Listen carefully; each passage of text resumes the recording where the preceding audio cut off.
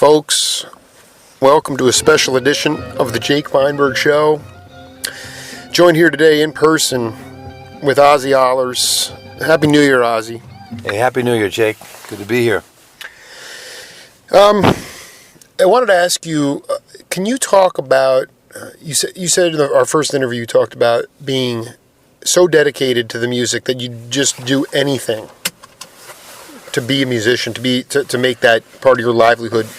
Can you talk about what that dedication looks like? I mean, people have their own concept of dedication, but how possessed were you?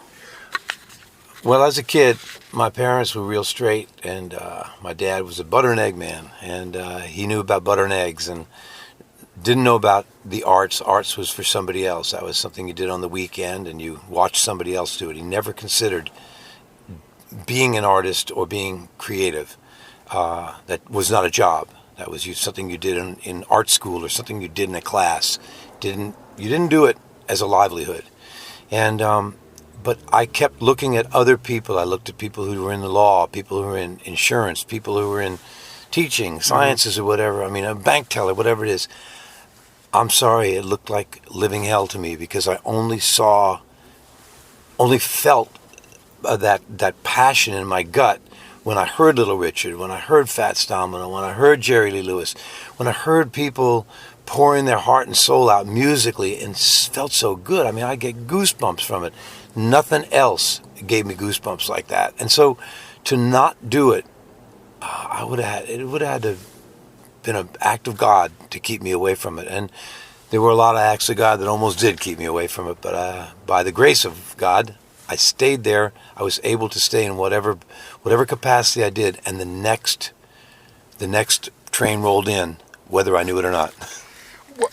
Can you talk about one of those, an early experience where you could have been derailed, but then you kept on that path?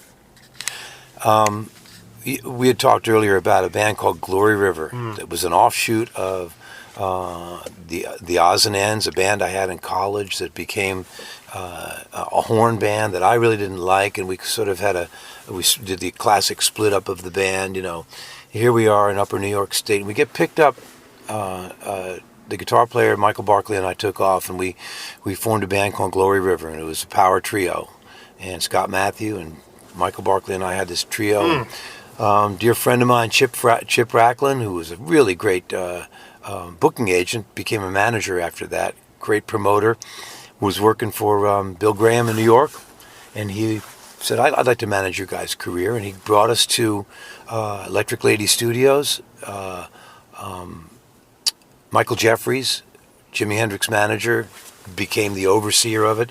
Jimi Hendrix became the executive producer.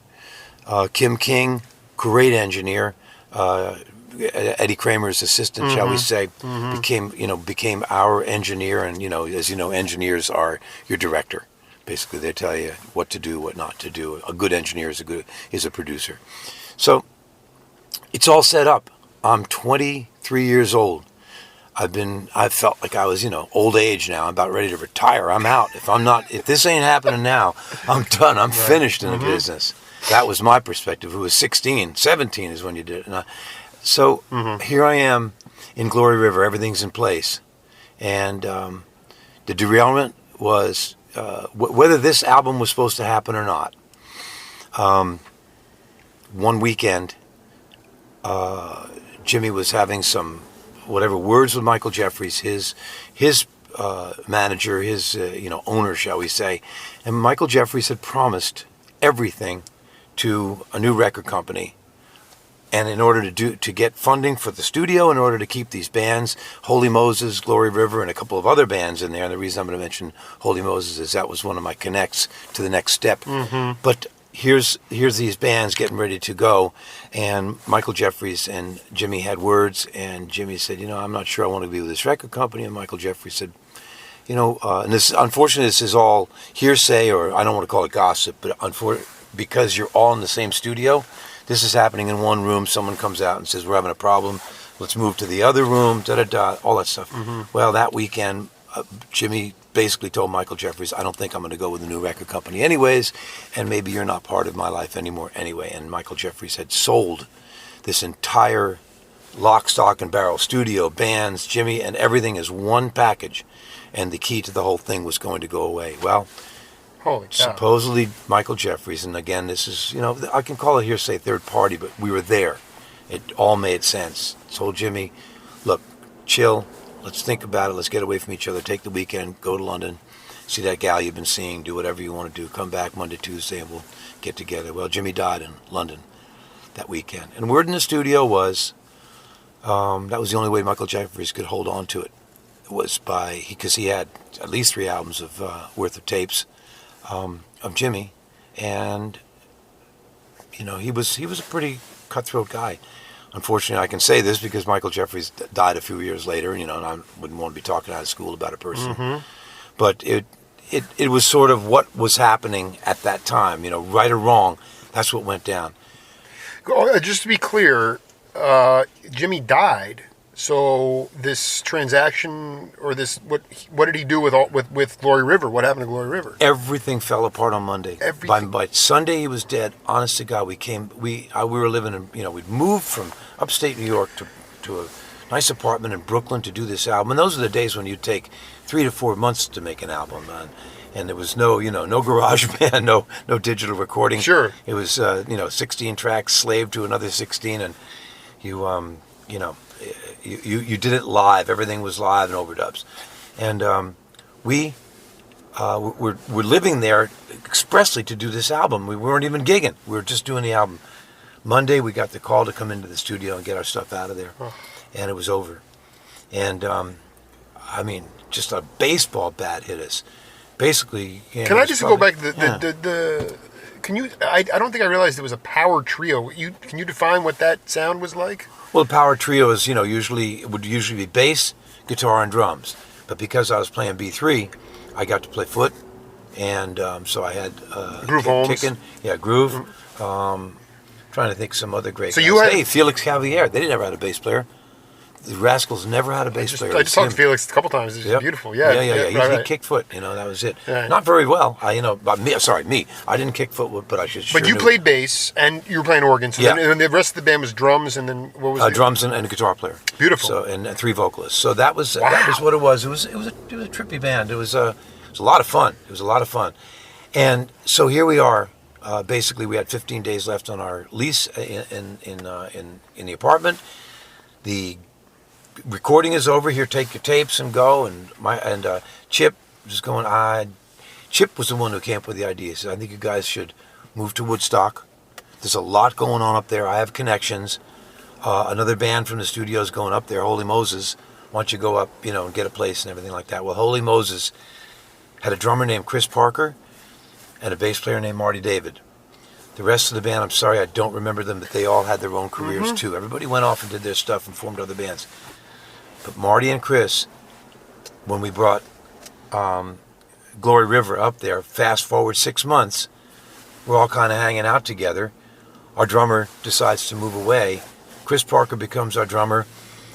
Marty David becomes a real bass player. And we got a Chris Middaugh, a really great pedal steel player, and put together kind of a what do you call it? Rock, country rock band. Country, not country music, not country and western, but country rock, sort of a Little Feat type of thing. It was a upstate New York feel too. Very cool, very cool band. We really liked it, and we went back in and we recorded again with Kim King, and we that never came about as a finished product. But what I thought had derailed and became non-existent led me to the next step, and I didn't know that there was a next step. I could have just become, which I did up there for a short time, a cook. Because here I am working in Woodstock, playing with my friends, working at the Cafe Espresso, and and once in a while having a session. I needed to work, and so I became a cook at one of the restaurants up there for maybe 6 weeks. Jackie Lomax comes into town. Jack is introduced. Marty David introduces me to Jack. I start working on a project with Jack at Bearsville Records. Start working on some other projects. Chris Parker, the great drummer, is now about to leave with Paul Butterfield because he's getting picked up for Better Days. And Marty's saying, I'm going to go play with Dr. John. And here's Jack Lomax. You should listen, So Jack and I are working, I was just a keyboard player doing some overdubs. Van Morrison walks into the studio, old friend of Jack's. They're both, English compatriots, British compatriots. Mm-hmm. Van asked me, you want to be in the band? That was my step. I did not know it. Was that 1970? Because Jackie Lomax, he had a couple albums on Warner Brothers, and it was a bunch of Woodstock guys. I don't remember you on. Did you actually cut albums with him? I cut one album, and I don't know. I never saw the album. I do know that they had tons of tapes in there, but the reason I was in that studio was to meet Van. Yeah, that was it, and to get out of there. Right. I saw Jack. Bless him. I just unfortunately heard about it maybe a year ago or so. He died. I saw him in Ojai a couple times, and he was still being himself. He moved to L.A. and still being Jack Lomax. He always hung on to those cool R&B feel he had. Just for younger cats out there, whether they're musicians or teachers or searching seekers, I mean, can you talk a little bit about that idea of looking at it as something happens where it appears to be the end of the road, but actually it's meant to be something else. I mean, it's called faith, too. Right. Can you talk about that? I mean, because you've lived it. Well, if I didn't see it as the end of the road, I might have dealt with it differently. If I'd been like, Om Shanti, one door closes, two open, I might not have been as desperate or as I may not have been in the state that I was in. Everything happens for a reason. I had to be despondent. I had to work my way out of that. If I wasn't committed to it, and I took the electrician job because it was going to pay me $18 an hour, that's my path. And right. Many of my friends decided to do that. Sure, it certainly was easier. Easier to get a gig as an electrician than it is as a musician. But I guess my point is that you know that you've been through where you don't know what's on the other side. Right. There's something really, like you said, you were meant to meet Van. Yeah. And there's got to be some hope, and there's also got to be some foolish optimism. But, I said it earlier today. What did Phil Collins say? Suit up and show up.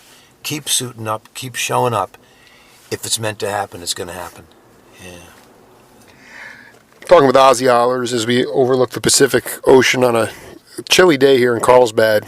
So, Van asked you to join the band, but did that mean you were going to have... Did you live up in Woodstock and play with him at that time? Van had just moved himself to California, and wow. I saw that as a problem. He said, it's not a problem. I fly you out there. And, most of my drummers from New York... Daoud Shar, he's living in New York. He flies him out for whatever was going on. And I, talked to his manager a couple of days later, and I said, you know what? I think I'd like to move to California. He said, no problem. Pack up your stuff. We'll get you there, As opposed to pack up your stuff, you're fired. Yeah, right. I saw that a bunch, too. I decided that was a good time to change, good change for me to get off that coast. And it was healthy. It was a healthy change. It's probably the biggest change I ever made in my life. Usually, I just take one string to the other, one gig to another, house to another group of musicians, whatever it was. This was a big, 3,000 miles is a big thing. But I wasn't afraid at all. I felt like it was a good thing to do. It felt like this door was opening. And yes, I was despondent enough that definitely had to close that door. I felt good closing that door. Yeah. I didn't like that door anymore there.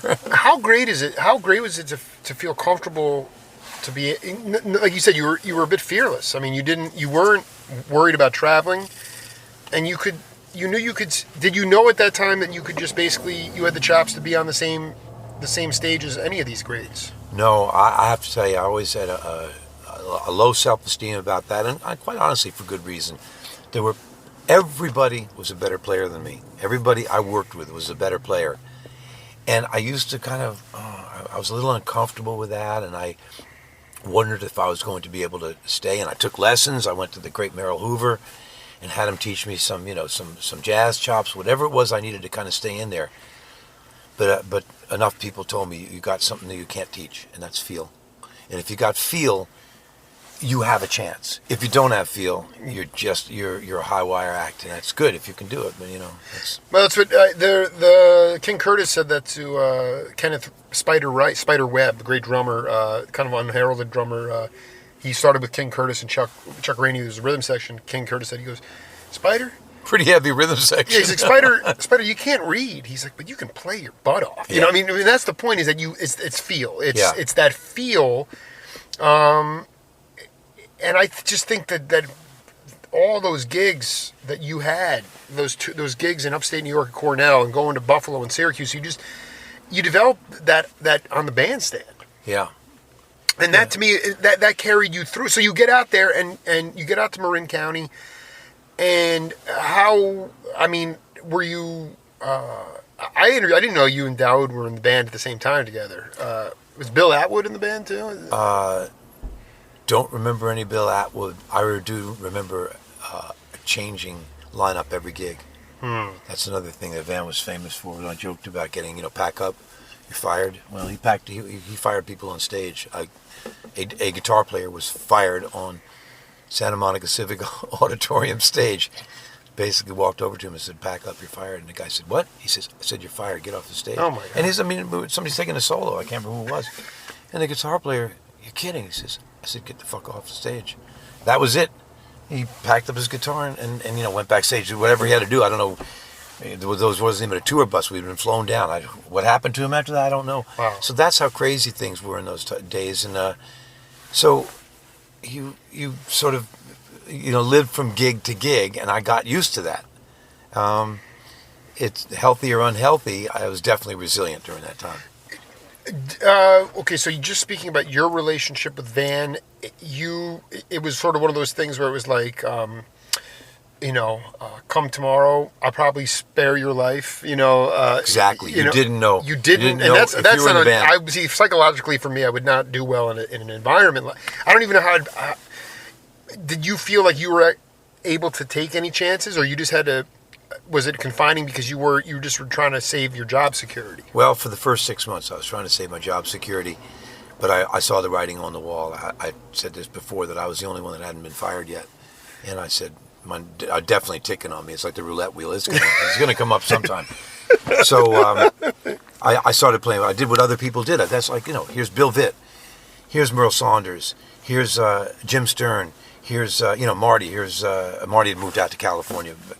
He'd moved from L.A. back, up to Marin, quickly. Just right. Like all of this. Yeah. As soon as we got to L.A., we went, oops.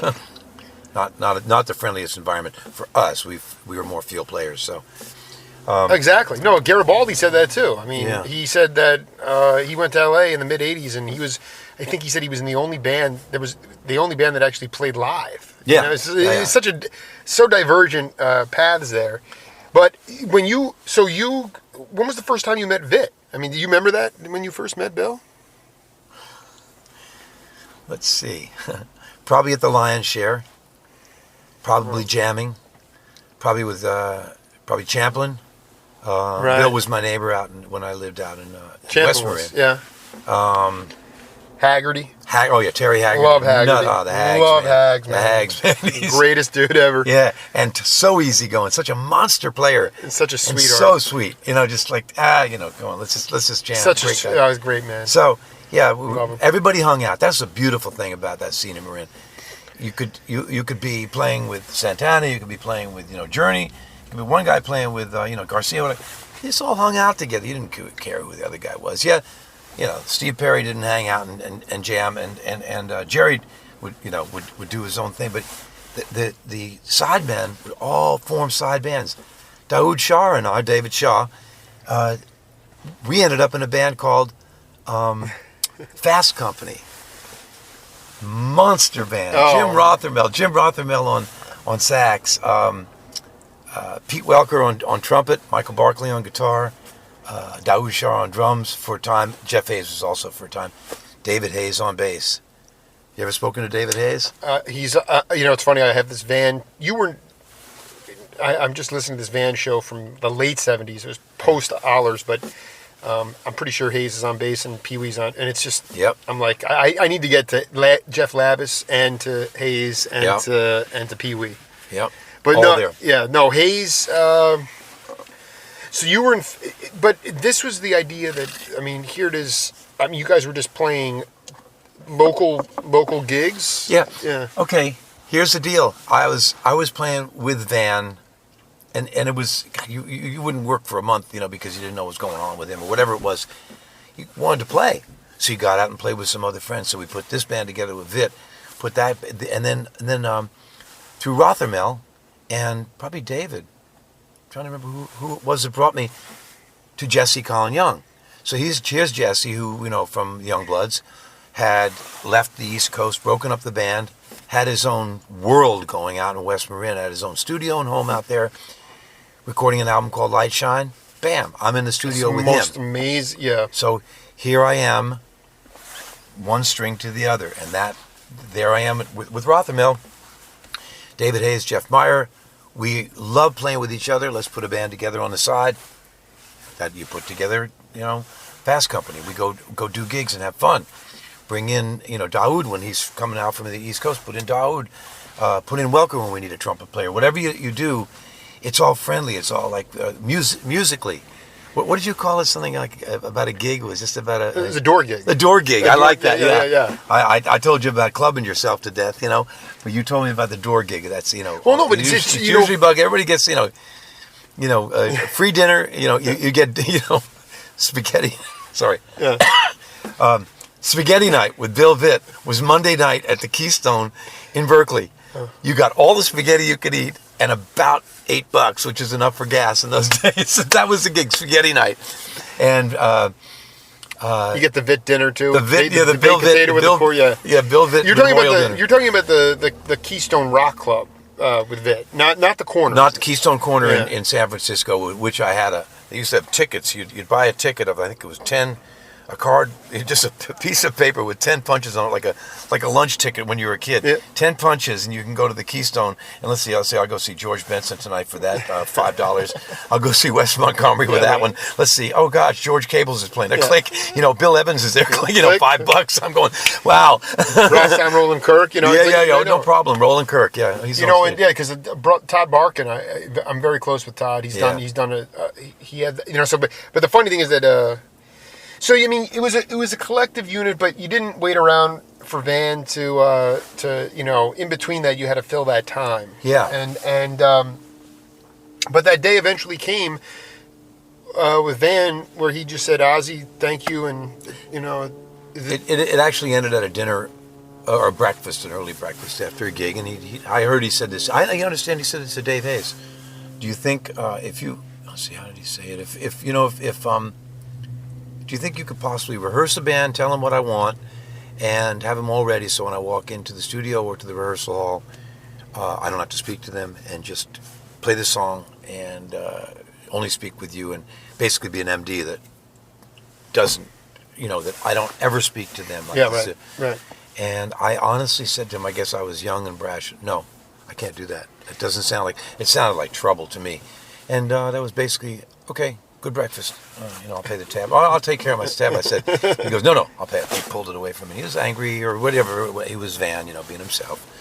And that was that. And I never got the call again. And it was okay because I was already recording with Jesse. And I saw the writing on the wall. With that one, I'd work with him for a while. I think I did 3 albums with Jesse. Mm-hmm. He had his own piano player, but because Scott Lawrence was acoustic only, he loved having an electric piano player on certain things. So, that worked out for a little while. That took me to the next step, whatever it was. Yeah, no, Jesse, the Jesse Colin Young, it warms my heart every time I go into a thrift store and I find these mid-70s albums because I see Ozzie, your name's on you're playing electric piano and actually very warm, sort of a blue-eyed soul kind of feel to it. Different than Boz Scaggs. Yeah. Just very, what was after Jesse, did you ever go jam at a club called Andres? After, I talked to Enrico and he was like, when we would get off the road with Sly, all the cats would meet up at this place called Andres, and there'd be 15 people on the bandstand. You'd have all the, Hadley Callaman, the jazz guys would come down. Everybody was there. I just want to know about those off the beaten path clubs. I know Stern Stern talked to me a lot about Jackson Sutter. Yeah, Jax I knew. Andres, I don't know now. Was that in San Francisco or did he stay over in Oakland? It was in San Francisco, and Enrico just said that was a place to decompress. Yeah. Everybody after they come off the gigs, it was just a place to go and jam, and there'd be, you'd have, conga players and percussionists and all sorts of different. But was there? Sounds more like a Latin thing because Greg was very into the Latino scene. With his Carabello, Mike Carabello. Worked enough with him. But that sounds like something those guys would do, and I was definitely not into the Latin scene at all. But this is listening back yesterday, so you can look. You had tours set up going back to Glory River. You went on tours of the East Coast. We would do weekend shots. Let's say you get two shows here, 2 shows there.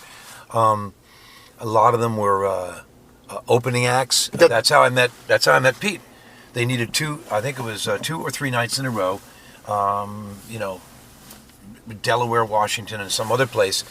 We packed up in the big Ford Econoline and drove down there, the 3 of us, and we would. This was when it was the trio, and we would be the opening act for C Train. And one of the nights, my friend Lloyd Baskin was in the band. Oh yeah. Lloyd turned me on to actually. When I was becoming a keyboard player, because I was originally a guitar player, right. Everybody was so damn good on guitar. Lloyd was the one that said, "Man, you ought to start playing. You know enough about piano and keys that you could play. So I could show you a couple of things." He was a great singer too. I don't know if you ever heard Lloyd sing, but only on the records. Yeah. I actually asked you about Lloyd and last time because, but my larger question here is the idea of saying yes, you can look at it and say it was a travesty because Glory that was the opportunity that you had been waiting for, but you actually were able to. It actually led to these connections that to elongate to continue your career. Right. With Rowan, Right. Was he the only cat that you met with Glory River? Well, Pete was the person I met. I met the rest of the guys in the band, and Lloyd was my connection because I'd known Lloyd from upstate New York. Wilmer Alexander and the Dukes, the Oz and Ends. Otis Smith and the All Night Workers, and Ronnie Dio and the Prophets. Those were Gab Mangione was in the Dukes. I mean, him and Chuck were in the Dukes, and it was that power R&B, just that real R&B before it got into that sweet soul, or before it got into the real electric funk kind of stuff. Yep. That real power horn stuff was amazing. But I just feel like it was like. So you connected with Rowan at that time. Richard Green was playing the wah pedal with his fiddle. And I mean, what's so cool is that just the idea. Maybe you did this with Van, but I mean, when I talked to Richard Green, he said that they went on tour one time with Mahavishnu. There was C-Train and so he would sit behind Cobham's drum set and just watch him. To me, as an audience member, I just love the idea. Can you speak about the taste of some of these cats that would put these? At the time, were you aware of how cool it was to put these off acts together? How obscure and how eccentric these combinations were? Whereas today you go and they have this, it's just an R&B thing, and it's all R&B, it's all jazz, it's all this. Right. Before it was just everywhere. And to me, well, how do you think that affected people's appreciation for listening to all sorts of different music? Well, most people came from all kinds of music. Everybody, I mean, I listened to Oscar Peterson. I could never be Oscar Peterson or anything like him, but I appreciated it. I appreciated the Latin guys. I mean, they were really great. I didn't... Guaraldi. You know, all these people that were, out of my league in music, I was not, but I appreciated them. So when you got together and played with your friends, it was an open door. Whatever you wanted to do. If somebody dug a song, you did it. You just did it in your style. And it was free, and no one was judging you. You didn't have record or now CD sales or download sales or whatever, right. On YouTube views. If you didn't come up to a certain number. Now, later on, I appreciated that pressure because I was in the real world selling. Fast forward to Chiquiso, it was a joy to be told you have to sell more CDs, because that meant we sold some and we charted, and now you're on the radio and you need to have more radio play, and that was real, and I didn't mind the pressure of it because it meant we were real. We weren't a door gig anymore. We were now, and I wasn't working with a singer that was established that could go on with me, without me, Sure. as if I never existed. It's okay. Their career goes on. Mine, I'm waiting for the phone to ring. So that was a very different thing to be the driving force. So. Yeah, back up to the freedom of just playing what you wanted to play. It was nice. It didn't pay the bills. So that you and I have spoken about that. Is do you want to be a famous, successful, monetary, whatever it is? For me, success and monetary just meant that I didn't have to be the electrician. That I could go ahead and keep playing music, take the next steps. Because at a certain point, if you don't get the gig, if you don't make your money in music, you're going to be cooking and, just feeding your mouth, and that's it. And, that would be the end of your career. Since I've been back on live radio, on Power Talk 1210, I've gone after guys like Lee Sklar. I had a really intense conversation with Jim Keltner, the drummer. And, Keltner, he played a lot of the Beatles album. He knows a lot of the cats. He said to me, Jake, you'd be astounded with how many guys who have had huge amounts of fame that are just so bitter. And I say to myself, I get to meet you in person today, even in this brief couple of hours. You, in your own way, you've decided on what is most important to you, what your values are. But I mean, there are a lot of cats that are. You look at it and say, how could they not be grateful? He said. What Keltner said to me was, it takes hard work to be grateful. Can you talk about that? It's an amazing, profound statement, actually. Profound statement, yeah. Because in the words of some very wise people, gratitude, humility. Gratitude will lead me to humility. And it will keep me out of, being resentful. People talk about resentment as drinking poison and thinking the other person's going to die. And those are important words to me, because I don't need to live like that. I have experienced it with myself. I have lived in some of those years. I've lived in years where I went, why can't I have it? I'm pissed off that person has it, whatever it is. And then it got me nowhere, absolutely nowhere. And I'm not a Gandhi, I'm not Om Shanti, but I do know what works for me. Gratitude and whatever forgiveness that I can come up with in my life. It doesn't have to be perfect, but I forgive myself. I did the best with the tools that I had. Forgive others. They are doing the best right now with the tools that they have. I don't have to be in their presence. I don't have to be, I don't have to live and be hurt by people. But by the same token, I really can forgive what's going on right then. Gratitude for what I have. You mentioned bitterness. It's an awful place to be. I've experienced bitter people, and I'm sorry for them. I'm sorry that's they didn't even choose it. That's the tool they have. But you articulated it very well. The idea that you could be with Phil Collins. I mean, that's what Sklar said that too. He said, you could be out on tour with James Taylor for 3 months, and then you're coming back home and you're cleaning up dog poop in the backyard. It's just, and I'm like, these are the people that I respect. I don't need. I look around our society now. I don't care what kind of venues or what kind of forums. There's just a lot of hypocrisy. And when I find people like yourself or Sklar who have been around stardom or huge fame. I mean, you look at Hendrix. He couldn't even get out of his own way. It got too much. And it's like, how do you break away from that? And I can understand. I don't know. I think I admire how you have, I mean, who knows? People go into retirement and they still work. I mean, you're not done at all. I mean, we're going to live. You listen to these blood, sweat, and tears songs from the 70s, and they're like, "Are you satisfied?" Yeah. At 60, you realize our life expectancy is longer. We live longer now, but there was that burn. You were for the first. By the time you were 23, you were kind of almost mentally exhausted already. Yeah. You had done a lot of work. And you've been able to rationalize that. But I still say to myself, there are people that are fighting that right now. And I say, boy, how were you able to control your ego? Well, hindsight 2020 and everything, I definitely can say, I mean, if I've been given what I wanted, be careful what you wish for, If I'd been given what I wanted, which was stardom between 16 and 18, I didn't care what was going to happen after that. The brilliant 14-year-old who knew everything knew that I wanted to be a star by the time I was 16 or 18 years old, and I didn't care if I died afterwards. The 68-year-old guy is going, thank God I didn't get my wish, because I would have been dead. No, good chance I would have been dead. Mm-hmm. If I'd been Gregor Rico and Sly and the Family Stone at 19 years old, I probably would have been in driven a car into a wall by the time I was 22.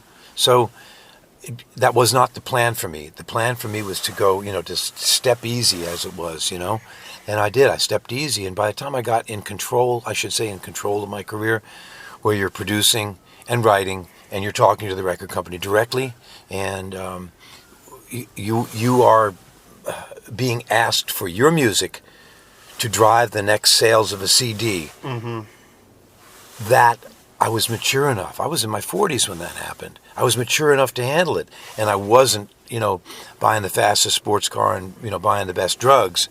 I had already been in somebody else's sports car and, thrown away the drugs because it didn't serve me anymore.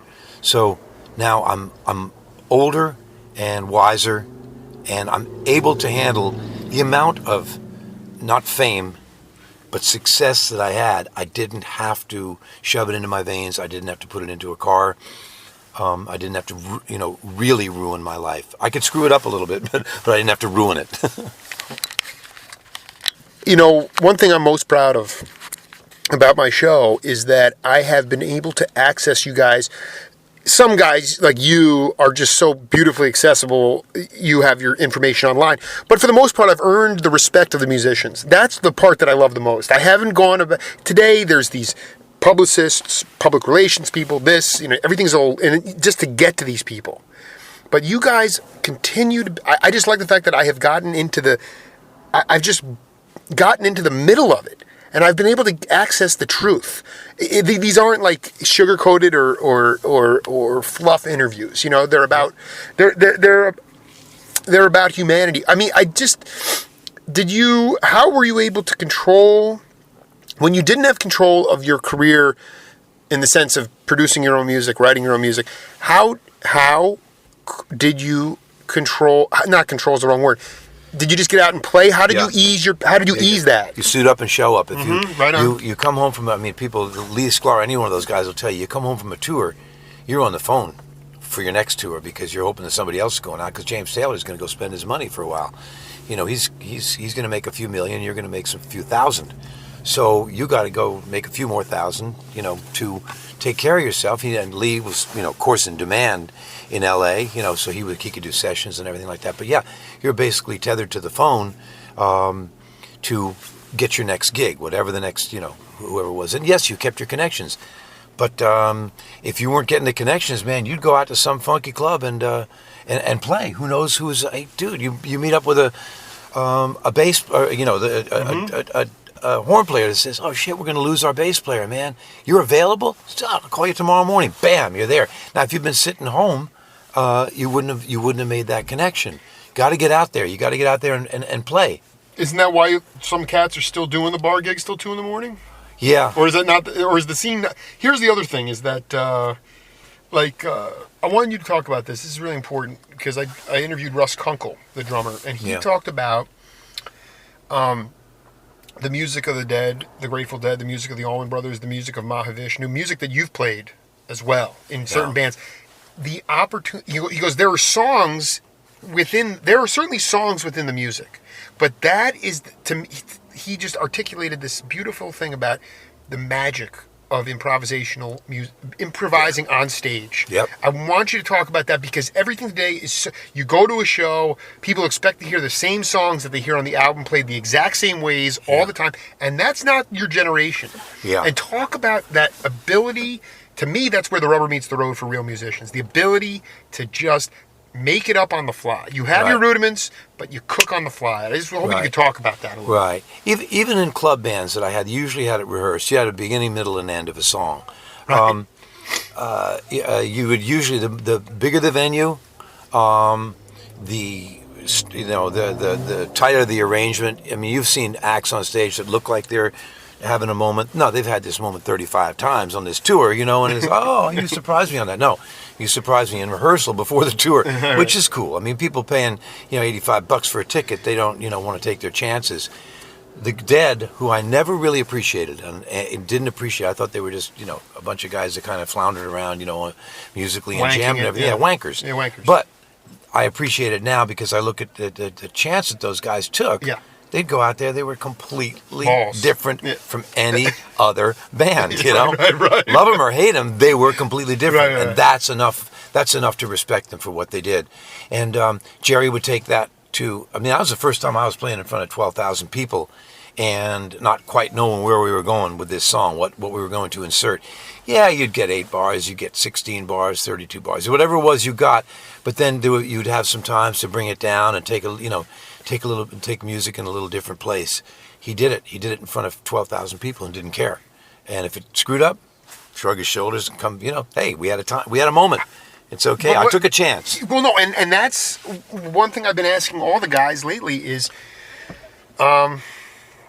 why is it important to make a mistake? Because what they tell me is that's the gateway to the stuff that you're not even aware of. Yeah. By flubbing. Yet my generation is so hung up on, and again, how can I blame my generation? You have a situation where you can sound like crap and you can fix everything. Yeah. And then it's not real. And I what do you do for? Tell me about how you, the most fun you have playing music. I mean, you're not actively touring now, but I mean, what gives you the most joy? Well, being in that band I had with Lauren Rowan and Jimmy Dillon, The Edge, that band really jammed. Yes, we would do songs within structures. It was like a rock and reggae thing. But we would jam, and we would get to a place not knowing where we were going. We'd forget the bars, the bars of music. We would not think, are we going to do 8? Are we going to do 16? No. The band would bring down, and you take a little intro to the breakdown. Exactly. Take an intro to the breakdown. Somebody does something, somebody plays off them. You don't know how long it's going to go. Most people feel 4-bar sections. They just feel it. Most musicians feel it. So you'd go off into these spaces, man, and it was so freeing. You sort of, at a moment, everybody, somebody would get uncomfortable. There's 5 guys on stage. One guy would get uncomfortable and start to try to bring it home. 3 guys weren't done. Somebody else would get uncomfortable. 2 guys still weren't done, and they all go, "All right, we're done." We either peaked and missed it. I love it. We peaked and missed it, or we peaked and got out. And you never know. When you're playing in front of 12,000 people, you hope you peak and get out. That's what you usually rehearse. But in this case, that was one of the most fun things I ever did. And my dear friend Jimmy Dillon and I kept playing music together. He made some albums. We toured Europe, and we'd still do it with like a rock and blues band. We just didn't know where it was going to go. He would always have great drummers. Kevin Hayes on drums, Richard Cousins on bass. I mean, you just go out and tour with these guys. Gary Brown. I mean, I think of the players that we had on these European tours. Man, we'd have guys that were just, beyond monsters, playing with all the big guys. I mean, if I tell you they were all all in their own bands, all with their own big, but they would go out and play with Jimmy, and we all did it for the freedom. So that could have been a door band, but fortunately for us, we were being funded and doing tours in Europe, but we still took a chance out there. It was fun. It was creative, and that was at the same time I was doing that. I was playing with Craig Chiquiso, so I came back from that tour, and we got nominated for a Grammy that year. I was going directly from that European tour of having fun with my friend, playing with these great guys, jamming, brand new audiences, seeing what was going to happen. The Euros love it. They love the blues. They love American rock. They do. So whatever we were doing, we were having fun. They were having fun with us. Came back to a structured band that was selling, a certain number of CDs with Virgin Records. Had to do this, had to have that. That was a great time in my life because I could go play with friends. I could come back to the structured music thing. So it does have a value. We talked about that before. You got to pay to play, at a certain point. No, you're spot. You're hitting me I'm at that crossroads. I mean, it's not even a crossroads because, to me, I just woke up at a certain point in my life and I said, I am not going to be restricted in a bureaucracy. I'm not going to be pigeonholed. I love teaching, and I have a great gig. I'm teaching journalism at this private school now, which I love. But it's like, okay, what are my natural gifts? I love to schmooze. I love to investigate. I love history. I love music. I love my records. So now I'm on this trip where I'm just going out and documenting the greatest musicians of last century and this century. And I do want to turn that corner, Ozzie. I do want to say I have full control, like you were talking about, but part of me also says I don't necessarily care. Because I look at guys like Huey Lewis and I say, all these guys were just hippies. Yep. They were all hippies. And then all of a sudden they're like, Ozzie, why are you driving a Honda? I mean, yep. the materialism even got it. It didn't matter. It got into them too. Yeah. Did you see that? Were you aware of that change about this wealth? I mean, not just Huey, but I mean, just this idea of all this beautiful stuff that happened, and then all of a sudden this idea that everybody just some people exploded and became, and then all of a sudden it was about the cars and it was about the limousines. Yeah. Can you talk corporate, about? Yeah, corporate structure. And they knew they were corporate. I mean, they knew it. Talking to Huey, talking to the guys, they all knew they had a structure. They had to keep it going. It was a business now, and their passion brought them into this. Their passion put them in Soundhole, put it in Monday Night Live that Huey would do in Corte Madera. You know, he had his passion for his music. He had Clover.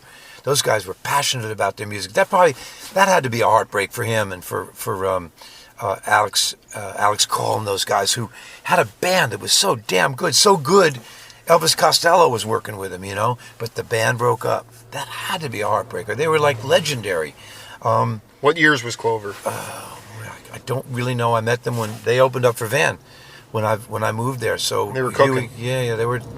They were cooking. They had their little Euro thing. I'm going to go 68, 72. I think that was about it for Clover. I think. Maybe a little longer. Great players came out of that band, but there you go. It's just you just don't know what band's going to make it. So your passion for what you're doing is the greatest gift of all. I got to tell you, you can't learn passion. You can't learn a sense of humor. You can't learn these things. Mm-hmm. You can't learn. I guess you can learn some feel in music, but most of it is inherent. Sort of like it's that pulse. Your heartbeat's going.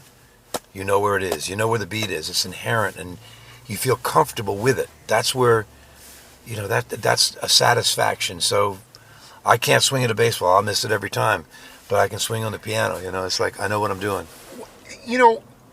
I just also think that one of the things that's pretty vapid in our society now is leadership. Who is the best leader you've ever worked with, and why? Sorry for the dead air. These pregnant pauses can be dangerous, but it's all right. And listen, there may be more than one. Maybe just say why. What are good leadership qualities? You don't have to bring out a particular name, but what are some of the best leadership qualities on the bandstand? Giving. I never worked with Eric Clapton, but I would think that working with him would be really great because he's slow hand. He's the guy who has, knows, plays great, passionate player, feels like a giving guy on stage. Now, maybe I thought Chuck Berry was the greatest guy in the world. When I worked with him, holy crap, he scared me to death, He was the most dangerous guy around, but, it took him 15 years to get there by the time I met him. And I really can't tell you the best leader. I mean, it would have to be a conglomerate of people, of the best parts of each person. What are those qualities? I don't care about the particular person. Respect for the other guy. First, you got to respect the other everybody, player. Right? Yeah. You know what? Probably Garcia, and I didn't know it. Probably Jerry was the best because he brought what he did. He's very giving, very generous guy. Can you give an example? So, I mean, it's monetarily generous, giving a side menu. Everyone got a straight cut? Straight cut. I'll tell you, I don't know what his will was, but he willed the members of the band to cut the royalties exactly. And in my case, it was 4 parts for the 3 or 4 CDs that they put out. for each different number of members in the band. That's how they cut it. And Jerry was an equal take in that. Now, of course, he was always always in every band, so that makes it easy for you. The side players get this band, he gets that. Each part of it. Yeah, he was very good in a lot of ways that way. And he'd bring people into the band. He would bring his celebrity. Although he was, he didn't consider himself that way, but you can't. He's legendary. He didn't even know he was a legend. Right, probably. no, this is great. And but he would bring that, and he'd just bring you into the fold. No problem. Whoever it was bringing you into the fold, he was very free in that way. So yeah, that's probably the best. Yeah, probably the best leader. There you go. But also the idea of like him listening, or you say you weren't a gymnast, right, on your instrument, right, but to play with Garcia, you needed to actually kind of you needed to be able. You couldn't just play rhythm. But look at the guys, the breadth of people. He had Nicky Hopkins in the band. Sure. Later on in the Dead, they worked with Hornsby. Hello, what is Bruce Hornsby doing with the Grateful Dead? He was by far the best player on that stage, but he heard something in that band that he wanted to do, and he wanted to be free. I think he needed some freedom. Right. That's right. Must have. That's right. Must have. That's very because good point. He got on that stage and man, he was just part of it. But look at he had Nicky Hopkins in the band. He had Merle. Now Nicky can play circles around Merle, and later on. Well, they had my favorite keyboard player was Brent Midland, and he died. Yeah. Brent was a heavy player. But, yeah. You listen to them go out in the early 80s and really take chances, and they are just they're on fire. When they cook, they were cooking and wide open. Yeah. Later on, after I think it might have been two keyboard players after me was Melvin Seals. You ever heard Melvin play like a solo gig with just him on organ? Good night, okay? Just good night. That's it. Good night, Irene. He is such a trip to hear that guy take a gospel ride. That would be every keyboard player. Well, anybody who likes that kind of music, their dream. But he brought himself down, played. I won't say dumb it down. He dumbed himself down just enough to play with Jerry, and he just he played inside, outside, whatever he needed to do. So. Yeah. Well, they had. This is a great story because this is post Ahlers. Because I've interviewed Melvin a couple times, and they had this guy in the band, Jimmy Warren, after you were there, and he was basically just because they had, I guess it was a coke connection maybe or something like that. He was really a pretty chintzy, very feeble piano player, and you listen to this stuff, and at the time they had Melvin and him. So Melvin was on B3, and this guy, Jimmy, was on keyboard. And he was weeble wobble, and Melvin would come in, but he was never overbearing. And I used to ask, I said, Melvin, my ear's telling me that you could really have just blown the doors off the place, but you really wanted to lay back. And he said to me, I always kind of like to play rope-a-dope. At that time, it was like, man, that's so smart. There you go. It was more like he was like, listen, I don't need to draw the attention. I know I'm a good player. Yeah. But I'll let this guy get it out of his system, then I'll do my thing. And sure enough, within 9 months, Jerry and John were like, okay, Jimmy can go because he's really not helping the band. Yep. But Melvin's a huge asset and he's kicking butt, so let's take him. And it was to me, it was like the guys that Jerry sought out were guys that had chops, but they were not concerned about, like you were telling me before at the coffee shop. It's like, wait, I'm a better guitar player than that guy. Why is he getting all the fame? Yeah. It's a larger equation than just chops. Sklar said it. Sklar, he goes. I call these guys NAMM show chops. You go to the NAMM show. Oh my God! And these guys, and Lee looks at him and he goes, "This guy's on the drums wailing away," and Lee's just looked like, "Well, that's cool, but you're never going to get a gig all year, exactly. Right?" Exactly. Overplaying. It's nice. Lee Sklar is one of those guys, man. You just like boom, boom. How many bass players? How many country and western bass players does it take to 1-5? Hey, he could play 1-5. He did it. Let him loose with a tapping solo, man. Good night, Spectrum? and there you go. Spectrum? Okay, Billy, exactly. You hold back, and you don't have to don't show your whole hand. Those guys are the power players. It's amazing. Yeah, that is part of it. That's a big part of music, is have a little more than you're going to give. Because if I give everything every night, and that's all I got, well, you're gonna wear out sometime. You are going into 2015. What are some things anything that you would like to grow as in any facet of your life? Well, I've actually taken words that you say when you're young. I want to be rich and famous by the time I'm 16. I don't care if I'm dead by I'm 18. Well, I'm 68 now. I'm glad that I have what I have. I'm glad that I've decided not to be on the road, not to chase that anymore, spend more time with my wife. What I have, though, is an appreciation. I just came back from New Orleans, okay? And I would always catch acts from the side of the stage or a night off or something like that. Well, Deb and I are taking nights off now. We go down to New Orleans for 2 weeks, and we go listen to music. I go listen to John Cleary. I just discovered Tom McDermott, really great stride player in New Orleans. I could listen to these people. Aurora Nealand, one of the, I don't know what is going on in New Orleans, but there's this surge of 30 to 40-year-old people who are playing better stride, better ragtime, like it's ragtime on steroids. It's so cool. And you go. Tell me how is it expanded off of just ragtime? Everybody's better at it. It's ragtime, but better. Not the greatest stride player that ever lived, I believe, and is Art Tatum. Although he was jazz, he was always striding. Sure. But there's only one Art Tatum, so you have to sort of go off into the spectrums of what people do. So musically, I'm listening to other people. I'm always bowing to the other players who are much better than me, picking up what I can. But words that I said is I never wanted to be a teacher. Well, that meant go into a classroom, teach, do this, have students, whatever that is. And there are a lot of people that do it. Thank God they do. If they didn't, we wouldn't have, music carrying on like it is. But I've been gifted with being able to do these DVDs. The Killer Keyboards Made Simple series that I have on DVD.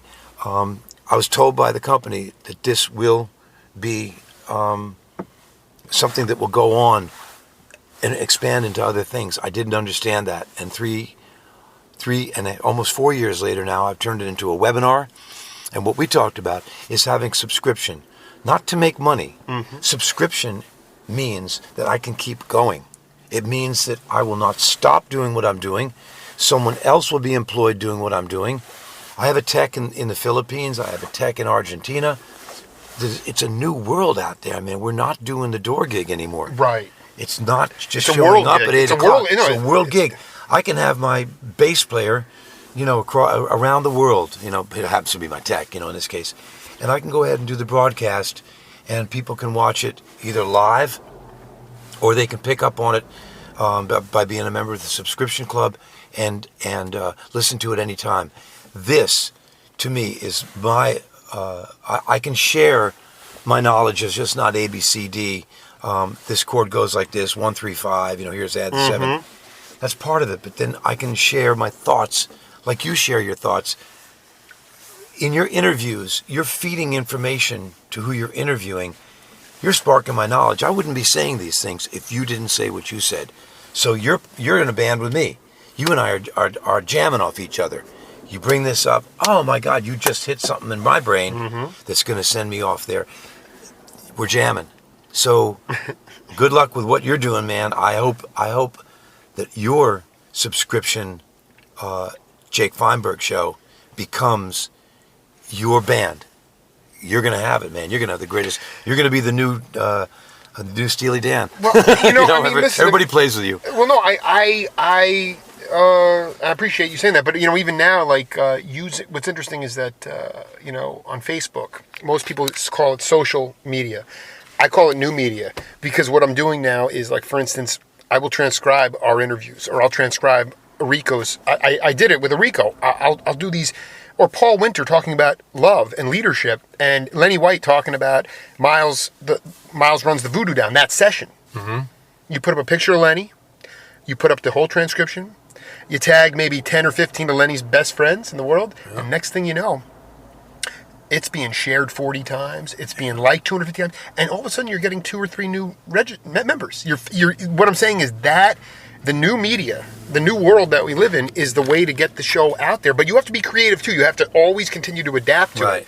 And like you said, where they said this is going to be a multi-tiered, the webinar thing with Keyboards Made Simple, it's going to be multifaceted, and you didn't see it at that time, but now you do. Right. And I can't see it right now. But a year from now, when we reconnect, or less than that time, it'll grow. I mean, I want to make a couple $100 a month a year from now on my website. I want to do more.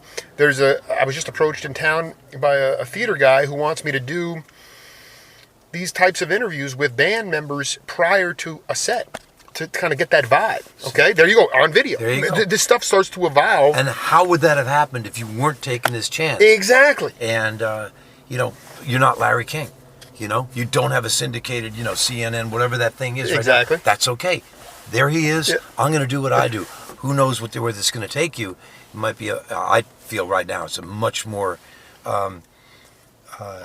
you're being much more creative. It's a creative path. You're building your own, you're doing your own paint set. It's coming, I mean, I've built it, but I've built it because you guys have opened your hearts. I've opened my heart to you guys, and you tell me the truth, and I feel so invigorated by it that I just and it's a self-sustaining thing. And actually, I'm making enough money where I can keep it going, like you said. Yep. It's paying for itself, and the next step is to grow it so that it brings in money for my family. But I already know what I'm doing is essential. Yep. And beautiful. Yep. And as we wrap up part 3 here with Ozzie, I just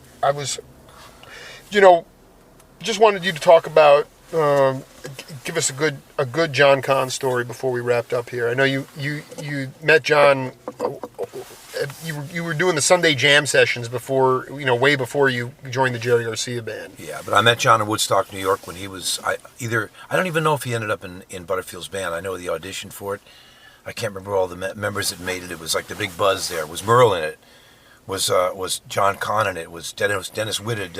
Was Chris Parker. Who's going to be in the band? But I met John when he was coming through, and I met Merle when he was coming through. Probably a couple months later. Now I'm transpired. My career was out right in Marin County with John. There's John. He said, "I heard you're in town." We start talking. Come on over for dinner. Come on over to the house. Well, John took me into his record. I thought I had a record collection. He had a library. You know how people have books? John had a vault of 33s, some 45s, but mostly 33s, and 78s from his dad, too. So he had everything. And he started pulling out some eclectic stuff.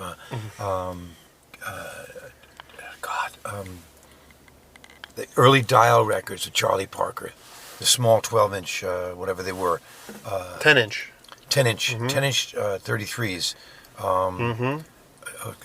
Ornithology. Okay? It's priceless, these things he had there. All this stuff. And he brought out Howard Tate. Who's Howard Tate? Holy crap, all of a sudden I heard who Howard Tate was, and I thought I was eclectic. Listening to Jimmy Reed when I was a kid, or Sure. listening to the Staples before they were the Staple Singers, before they were the Staple Family, they were the Staple Singers Gospel. I was eclectic in the people I like to listen to, Dr. Feelgood and the Interns, Here's John Conn. He had a whole new section of New Orleans music and all the Toussaint records and everything like that. God, talk about eye-opening. I went, wow, other people have musical tastes too. And then John and I would jam on some things, not much, just once in a while see each other. But when I got in Jerry's band, all those musical tastes of his showed up he would push Jerry to do these songs. And Jerry said, why are we doing Sitting in Limbo? He says, I love reggae, man. Well, no, and that's, you guys did do it. I'm telling you, man, I got off on you this year just hearing that, that famous show that's on, this video of it from Passaic, New Jersey, and your solo on Sitting in Limbo is just delightful. But you did just say to me earlier about the idea that the tours would become, or at least when you were with them, when the drugs showed up, it really changed the whole atmosphere. When rock showed up.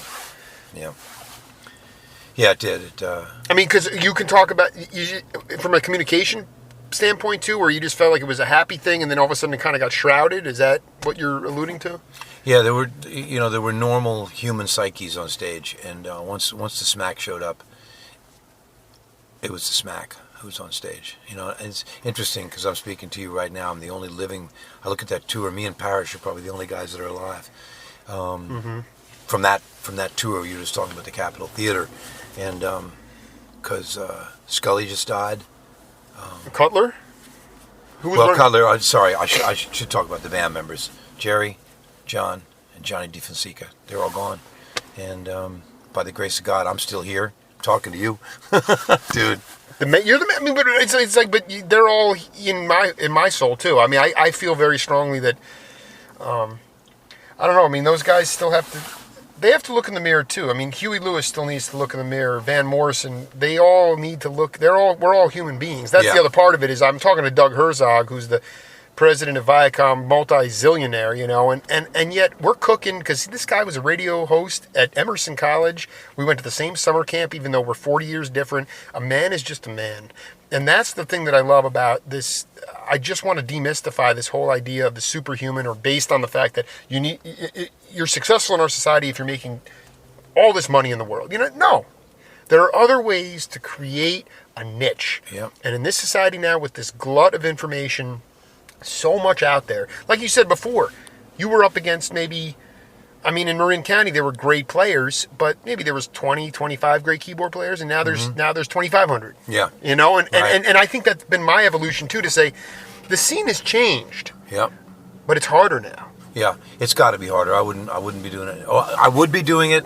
I don't know what I'd be doing, but You've already done it. I mean, you don't want to do that. You've done. Is there anything? That's the grace of growing old and leaving this planet. Oh yeah, You but I get to- mean, it's all okay. you got to do is go onto All Music and look at Ozzie Ahlers. It's not like I mean, there are some cats that you know, they've lived tremendous careers, but you can. The proof is in the pudding, man. It's all there. And is there anything musically that you haven't done that you'd still like to do? Play better. Happy New Year, Ozzie Ahlers. Thanks a lot, Jake. Thank you, brother.